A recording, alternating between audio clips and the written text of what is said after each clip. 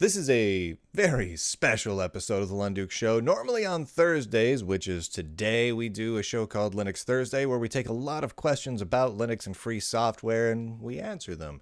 However, it is the day after the 4th of July and our schedules are all wiggity whack. So we're going to do something a little different today. We're going to talk about probably the most interesting piece of news that's happening in the Linux world this month. And that is that SUSE is being purchased by an investment firm known as EQT. This news just broke earlier this week, and I have a lot to say on the matter, and I had a lot of questions, and I did a lot of digging, and I just simply want to present it to all of you for your own informational benefit. And this episode of the Lunduke Show is brought to you in part by Pogo Linux, who you can use to buy gigantic, awesome pieces of server hardware and put openSUSE Linux right on there, along with a bunch of other Linux distributions. They support a wide variety of Linux distros. In fact, they do support Windows, but if you go to their website, pogolinux.com, and you configure one of their servers, the drop-down menu that lets you choose what operating system that they test out and whatnot will be included on your server actually has a nice little Tux the Penguin right next to it. So that kind of tells you where their allegiance lies. Find out more at pogolinux.com. All right. Little bit of background here. I used to work for SUSE. I worked in the marketing department of SUSE for about 4 years, from 2003 to 2013 to 2017, as well as I was an elected member of the openSUSE board from 2016 to 2018. There's 2-year terms for that. I didn't run for re-election in 2018 earlier this year, but this kind of puts me in a position where I kind of understand how the business works. I understand the relationship between openSUSE and SUSE and how it all interacts with the community. And so I wanted to use this opportunity to kind of shed some light into what this acquisition means and put it in sort of a historical context.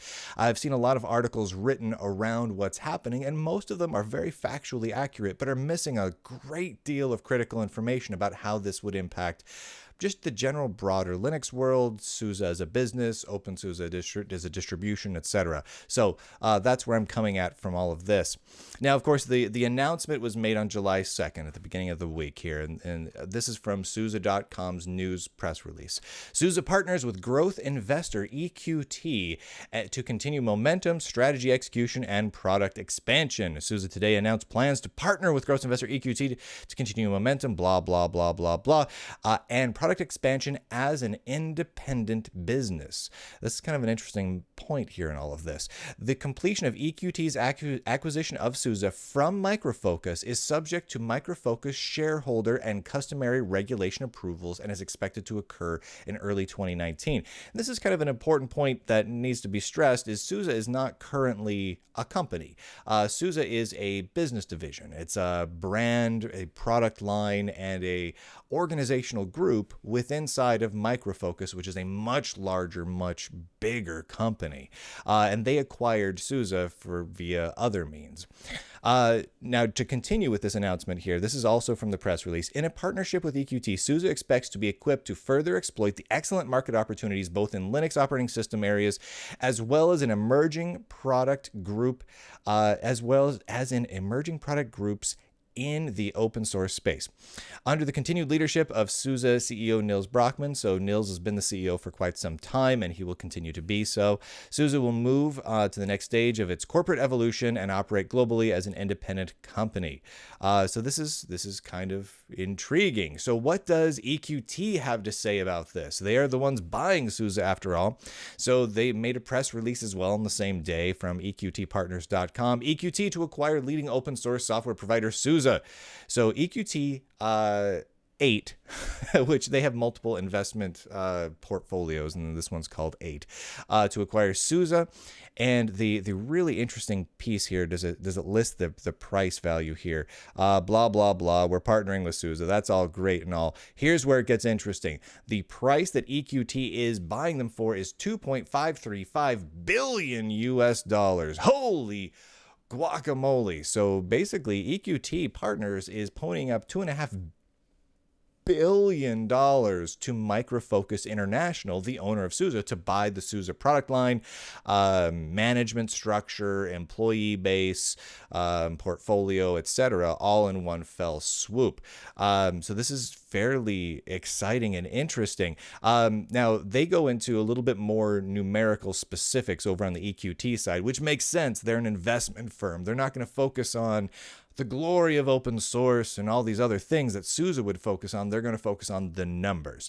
So founded in 92, SUSE is the world's first provider of an enterprise-grade open source Linux operating system. That's actually true. A lot of people think that Red Hat was kind of the pioneer of enterprise Linux. Really, SUSE beat them to the punch by a year or two. Anyway, with sales of US $320 million in the 12 months leading up to October 31st, 2017, and approximately 1,400 employees worldwide, SUSE is today a market leader in enterprise-grade open source, blah, blah, blah.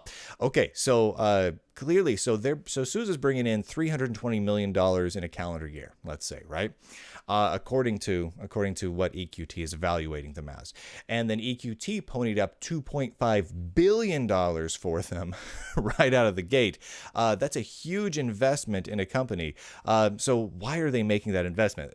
This raises a lot of questions for me, a ton of questions for me, off the charts. So let's just dive into all of the questions I had. I reached out to a lot of people that work at SUSE. This is the benefit of knowing a couple hundred people that work at SUSE and having worked with them for years. I reached out to a lot of them. Some of them got back to me off the record. All of them were very cool about saying point blank that they weren't going to answer anything for me that was private and secret, but only answer things for me that were already going to be relayed to outside questions, right? So they had an FAQ prepared, and I got all my answers from them on that, along with some personal anecdotes here and there. And these are the results I was able to pull together. Let's start with the really big question, is why would Micro Focus sell SUSE? Clearly, SUSE is a profitable arm of Micro Focus. And if you have a profitable arm of the company, why would you sell that arm? So to do that, we got to dig a little bit deeper into what's happening with Micro Focus. So over at CNBC.com, this headline from earlier in the year, a firm bought assets from Hewlett-Packard Enterprise. Its CEO has now quit and shares are tanking.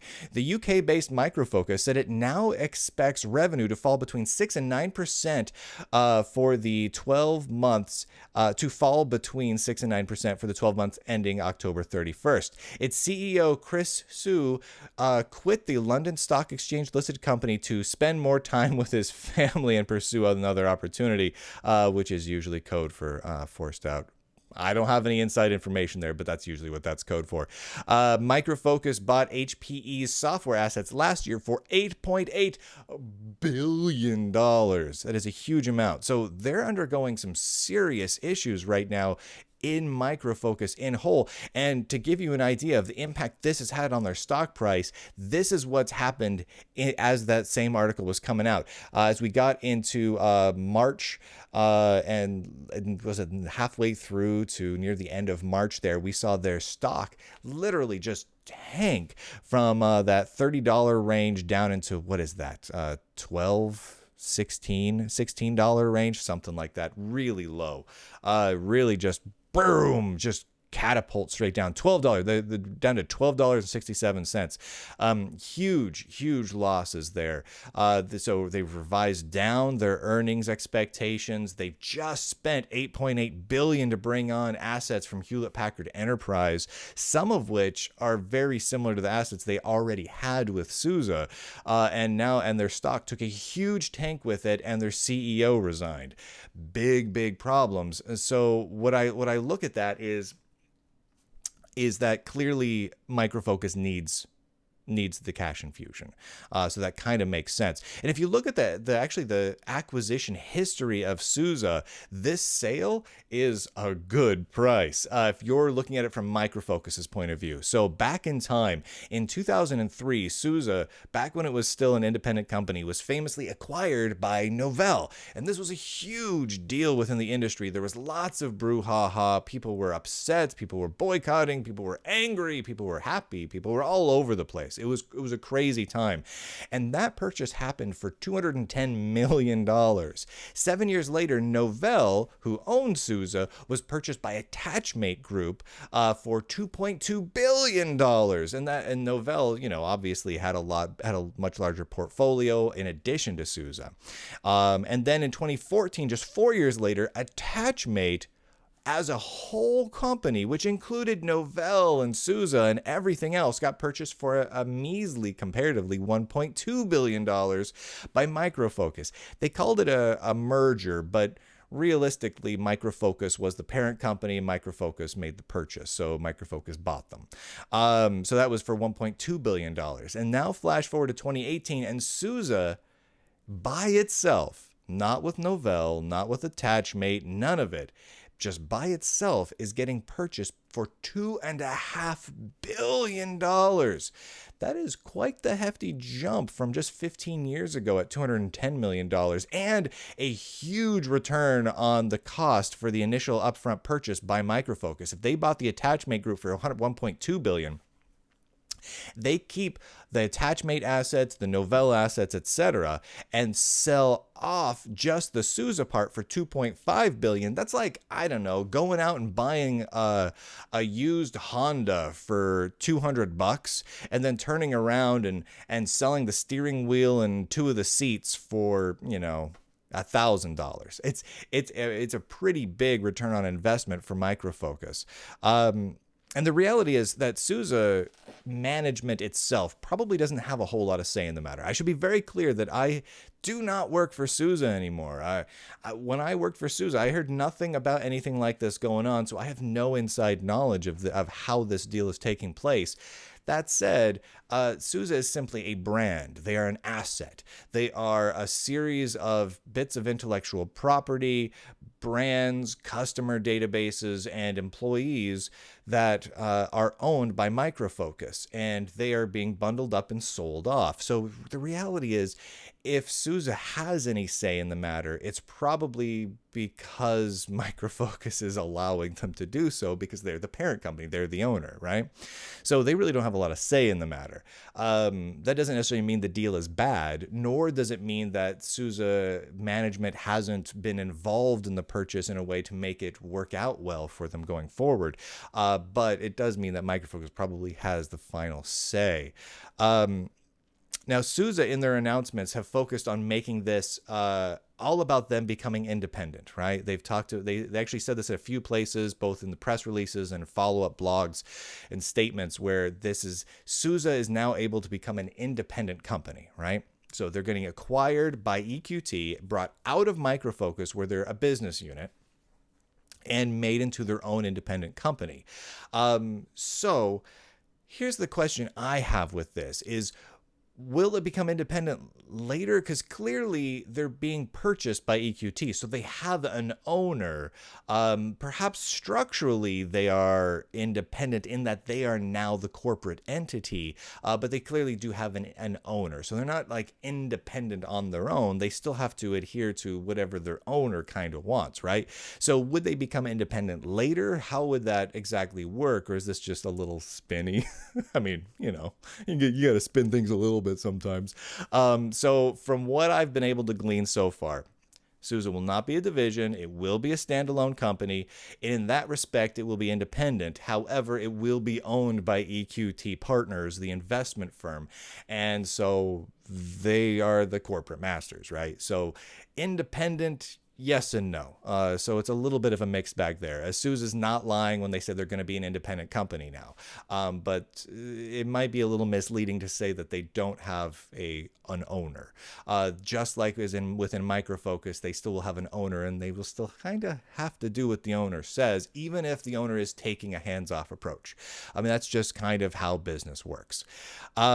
Now, Micro Focus, which the SUSE brand is owned by, is currently publicly traded. They're on the London Stock Exchange. So in a sense, SUSE is also publicly traded as it currently stands. I mean, it's not independent. It's part of Micro Focus, but their revenue models, all of that, go into affecting the Micro Focus stock price.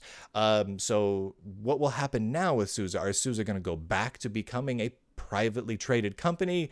And that appears to be probably yes, at least right away. From everyone I was able to talk to, no one's really heard a lot about this, because no one's talked about SUSE becoming a publicly traded company by itself, I would assume it would be a fairly safe bet that that they're going to be privately traded with the majority ownership by EQT Partners. So they're going to be a private company again. Now, just from a logistical standpoint, SUSE is not only based in Germany. They're a German company. They were founded in Germany in the year 1902. No, it wasn't that long ago, but it was in the early 90s. And they were founded in Germany, all around Linux and doing personal Unix stuff. However, they do have currently employees all across the world. I mean, all over the world, tons of different countries. There's a huge amount of employees here in the United States of America, including they have significant presences in offices in Seattle, Washington, Provo, Utah. There's some over in Massachusetts. They're all over the place, right? I think there's even some in Texas. So a lot of different people, some working from home, some working from offices. And so what I was wondering is, how is that going to work? So since those offices are now Micro Focus offices. Micro Focus either owns those or has leases for those, but those are Micro Focus's offices. If Micro Focus is selling off SUSE, where do those people work now? Will they go work from home, etc.? And it appears that in most cases, SUSE employees will be leaving Micro Focus buildings and offices sometime between now and the end of the year. In some cases, potentially, I'm sure they have to figure out the logistics on all this, opening up offices for people to work in or to be able to work from home. That's pretty straightforward, but you start wondering about these things. I mean, these sorts of logistics, when you're talking about 1,200 employees worldwide, I mean, those logistics start to get crazy, right? So you wonder what's going to happen with that. And related to that, what about headcount changes? When big companies start changing hands, people start getting worried about layoffs. So I reached out and asked everyone I knew about this. Are there any potential layoffs associated with this, budgetary changes, etc.? And actually, the response I got back from everyone was really positive. What information they could share with me was, limited. They couldn't, divulge all sorts of company plans and secrets going forward. But they pointed out the fact that there's roughly, actually a little over 300 open positions within SUSE right now that they're looking to fill. And it was suggested to me by many people that SUSE would actually be increasing that going forward. So that's actually pretty good news. I like good news. I want to see more people employed by Linuxy companies, so that's delightful. Now, not too long ago, Micro Focus purchased portions of Hewlett Packard Enterprise, HPE. Big investment. Some of those items overlap significantly with work that SUSE had already been doing. So what I was wondering is what going forward, how are those going to be split up? Is HPE's assets going to remain with Micro Focus, or will HPE assets go with SUSE? And so I asked around a little bit, and there was some lack of clarity on that. And so an example here is HPE Helion. HPE Helion and SUSE OpenStack Cloud are almost exactly the same. They're very similar code. Differences are crazy minor, super minor. I mean, there are differences, but they're trivial at best. I mean, if you made a pie chart of how much of them are the same and how much of them are different, the different slice is a very tiny little slice of pie. So what happens with that? And no one really seems to know. Maybe that's yet to be hammered out, or perhaps that just hasn't been articulated publicly yet. This is still early days, and this deal isn't even going to be finalized until possibly the very first part of 2019. So they've got many months ahead of them, I'm sure, of planning and approvals and working out details if they haven't already been worked out. But there was no clear answer on that. It would be very interesting if Micro Focus sold off SUSE, which has SUSE OpenStack Cloud, but retained HPE Helion, which is essentially SUSE OpenStack Cloud. That would be weird. It would be very odd. Now, one thing that struck me in all this that I was unable to find anywhere, I asked a lot of people from a lot of different walks of life to try and see if I could get any information about EQT's exit strategy. They're an investment firm, right? If you have an investment firm, before they invest in a company, they make sure they have an exit strategy. They have a plan to not just recoup their investment, but to get a profit. In fact, they'll have backup plans for if things go south so they can recoup as much of their investment as possible. Maybe they're talking about, selling the company again, maybe piecemealing the company out, maybe selling off assets or intellectual property of the company, maybe doing an IPO and doing a big stock offering and a cash out that way. There's always an exit strategy. Always. I mean, no venture firm, no investment firm would ever invest in companies like this if there wasn't some sort of at least notion of an exit strategy. So what is it? And I wasn't really able to come to a clear consensus around that. But after digging through EQTpartners.com a bit, I did glean a little bit of information that they would clearly at least have an exit strategy. They said here, they have in one of their sites, they talk about that they've had several investments, blah, blah, blah. They've raised over 50 billion euros in raised capital, okay? And they have invested in 210 companies with 105 exits, excluding one of their separate credit systems. But their core investment firm, 210 companies invested in, 105 exits, which means that to date, they've had 105 exits.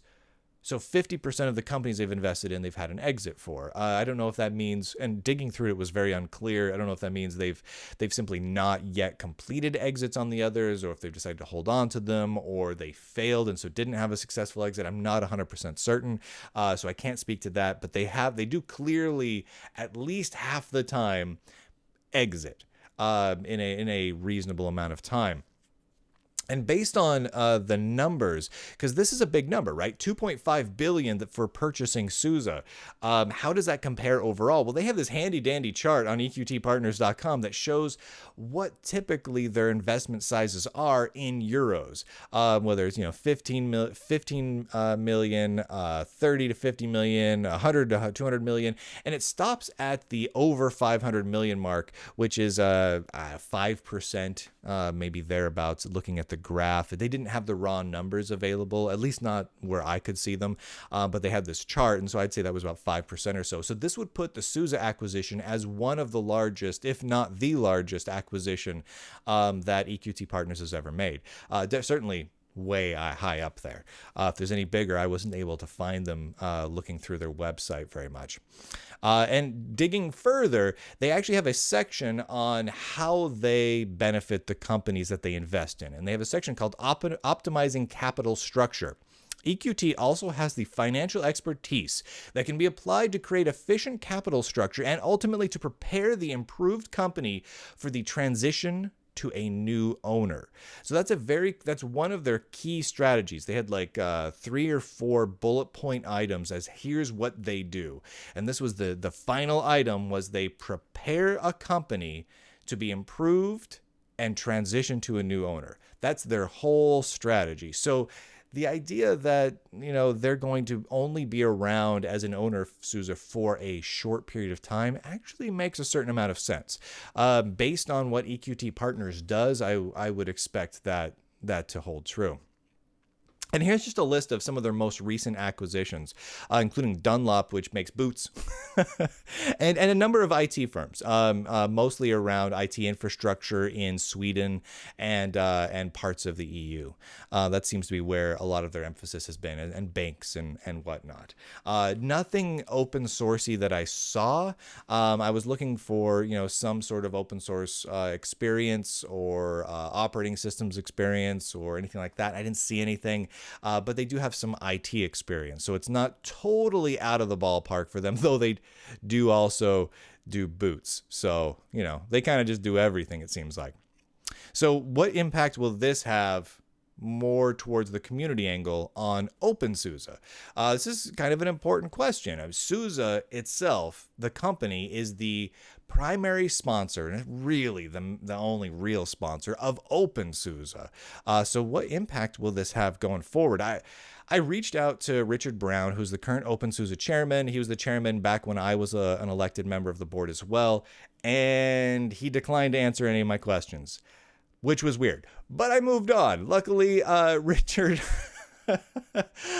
put some thoughts on the openSUSE mailing list, along with at least a few of the other board members as well. And I'm just going to quote a couple of things from them because I think this is a little bit interesting.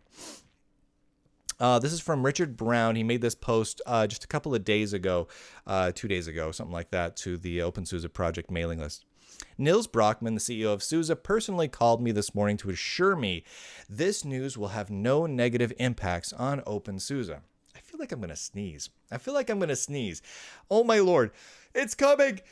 It's coming. Excuse me. Woo, I'm back. This will be the third acquisition of SUSE since the creation of openSUSE. The second under the leadership of Nils and his team. Just as happened in that case, SUSE will be making no changes in its relationship between the company and the openSUSE project. And realistically, Richard's probably right here. From what I've seen and talking my conversations with Nils in the past, and seen both as being on the board for openSUSE and being a SUSE member, is I wouldn't see a reason why it would change. It would be silly for SUSE to change their current relationship with openSUSE. It's very beneficial to them.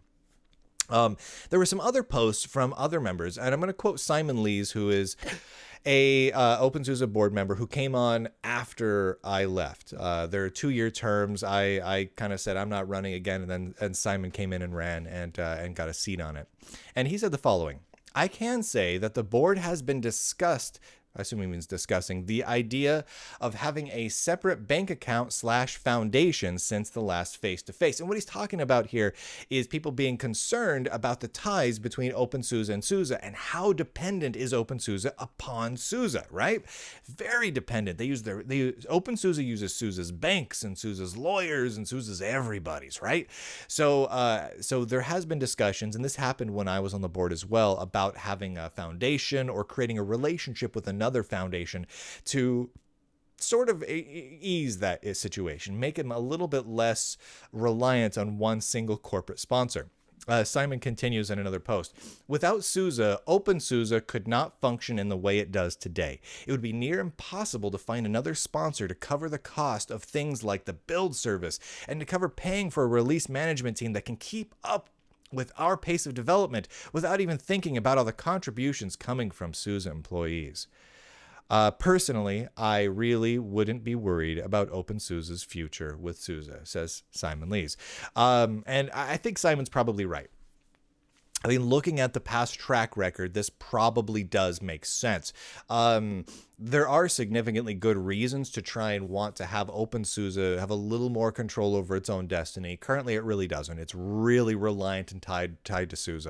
But the current status quo it has been fairly reliable for a number of years now. So I wouldn't expect the current openSUSE structure to change much, even with EQT purchasing SUSE. It's worth noting, just because full disclosure is good, both Simon Lees and Richard Brown actually work for SUSE. It's just as I did when I was first elected to the SUSE board. That's not terribly unusual. The role of the openSUSE chairman, Richard Brown, is actually not an elected position. The community didn't elect Richard Brown, though many in the community do like Richard. But it is appointed by SUSE corporate. SUSE corporate decides who will be the chairman, and he's kind of instituted. He's put in place. No one votes him in or votes him out, really. 50% of the openSUSE board is SUSE employees. That's how it is currently. That's how it was when I was on the board. That's not how it always has to be, but that's generally how it is. There's 6 total board members, and 3 of them are SUSE employees. So take their statements with a grain of salt if you want. They are SUSE employees, both Richard and Simon, and they're going to spin this in positive SUSE ways. They're just going to.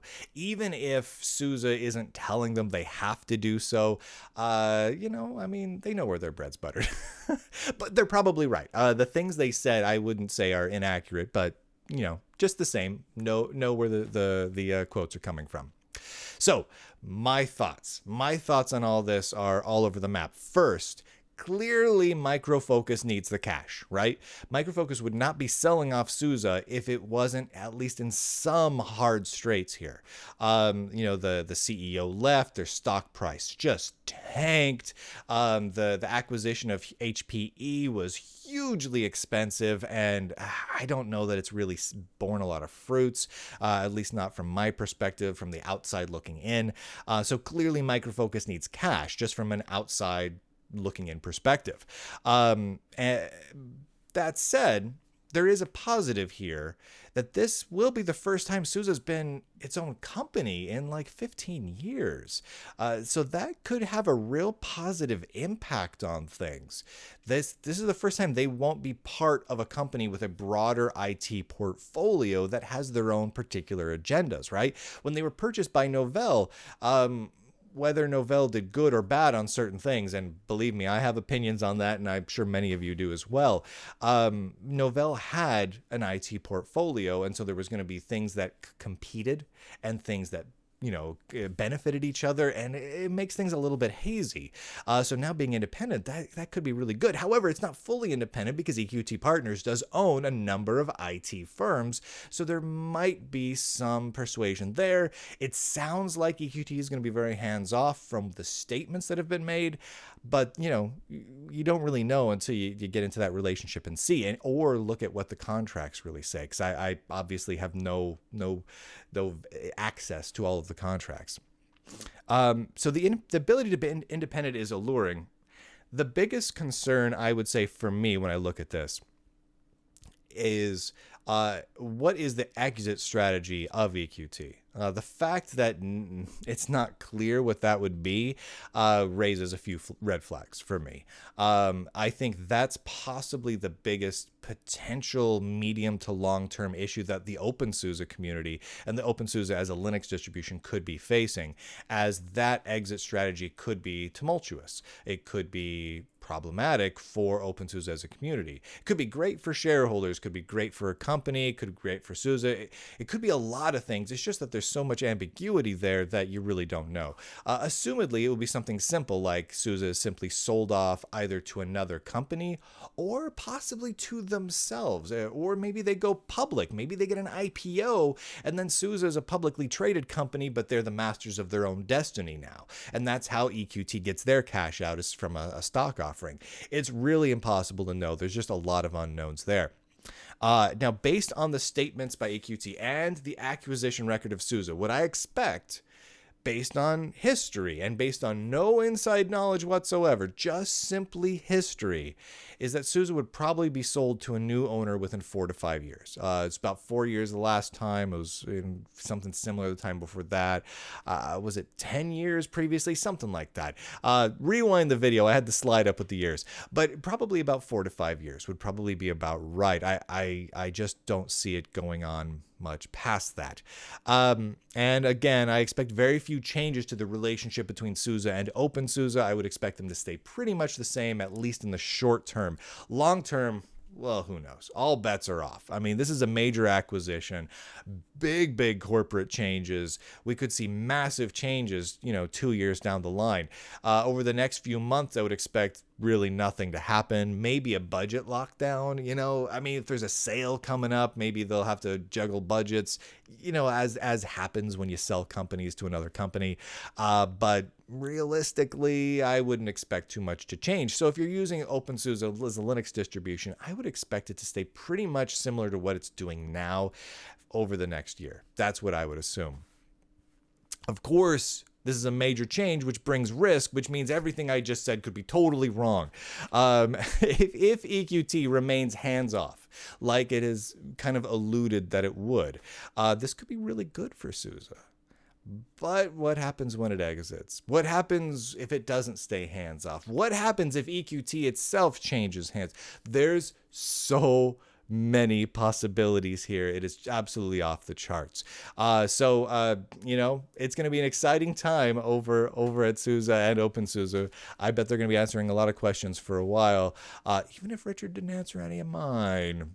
Anyway, this episode of the Lunduk Show is brought to you in part by Purism, who don't ship their hardware with openSUSE, but openSUSE does run fairly well on their laptops, I've heard. They ship hardware, laptops, with open BIOSes and hardware kill switches. You can't friggin' go wrong with that.